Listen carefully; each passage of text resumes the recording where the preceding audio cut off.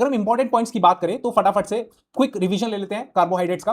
Carbohydrates are the polyhydroxy aldehydes and the polyhydroxy ketones. मतलब कि यहां पर कार्बोहाइड्रेट्स के अंदर आपके दो तरीके की शुगर्स जिनके बारे में हमने डिस्कस करा, एक थी आपकी एल्डिहाइडिक शुगर और एक थी आपकी ketonic sugar.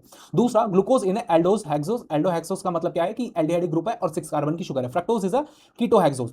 All monosaccharides are reducing sugar. Cellulose is indigestible in human because the human body does not contain the cellulase enzyme. That's why we can't digest the green leafy foods, but we absorb some nutrients from that. Carbohydrates are the major immediate energy source in the living organism, क्योंकि जब आप कभी भी, अभी मैंने Glucon D का example दिया था कि जो कार्बोहाइड्रेट्स होते हैं उनके अंदर प्रेजेंट होने वाला जो ग्लूकोज है वो मेनली आपका इंस्टेंट एनर्जी का सोर्स है। कैसे? जैसे हम ग्लूकोन डी जैसे पीते हैं, जब आप टायर्डनेस फील करते हो तो ग्लूकोन डी से आपको ग्लूकोज मिलता है और वही ग्लूकोज आपके ब्लड के अंदर जाकर के आपके ग्लूकोज का लेवल को बढ़ाएगा और जैसे ही आपका ग्लूकोज का लेवल बढ़ेगा वैसे ही आपको एनर्जाइज फील होने लगेगा। सुक्रोज की बात करें और आपका ट्री हेलोज, ये दो तरीके की शुगर थी जो आपकी नॉन रिड्यूसिंग शुगर थी। लैक्टोज की बात करें it's a milk sugar. Maltose की बात करें it's a malt sugar. Glycogen की बात करें तो it's a kind of animal starch. Plants की बात करें तो food storage molecule it's known as starch and animals की बात करें तो it is known as a glycogen. Cellulose has a beta linkage and also lactose has a beta linkage, beta 1,4 linkage. Chitin contain the nitrogen atom N acetyl glucosamine. Starch contain the amylose and the amylopectin.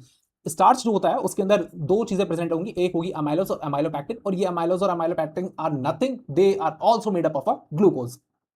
Glycogen is a highly branched. Glycogen जो होता है वो starch से काफी ज्यादा branch होता है और हाईली ब्रांच होता है। ह्यूमंस लैक सेलुलेज एंजाइम, जैसे कि अभी हमने ऊपर डिस्कस करा था।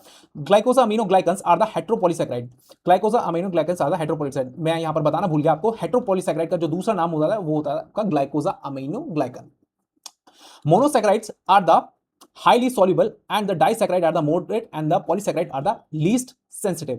कहने का क्या मतलब है कि अगर हम solubility की बात करें, सॉलिबिलिटी की बात करेंगे तो अगर किसी एक्वस सॉल्यूशन के अंदर अगर हमने मोनोसैकेराइड को डाला है तो मोनोसैकेराइड की सॉलिबिलिटी सबसे ज्यादा रहेगी, ये उससे कम रहेगी वो रहेगी आपकी डाइसैकेराइड की, और सबसे ज्यादा जो कम रहेगी लीस्ट रहेगी वो रहेगी आपकी पॉलीसैकेराइड्स की। तो ये बात आपको ध्यान रखनी है ऑब्वियसली, क्योंकि जो मोनोसैकेराइड होंगे वो सिंगल यूनिट है, वो बहुत जल्दी रिड्यूसिंग शुगर्स होंगे। Most of the monosaccharides are reducing sugar, that's why the solubility is maximum in the case of monosaccharide.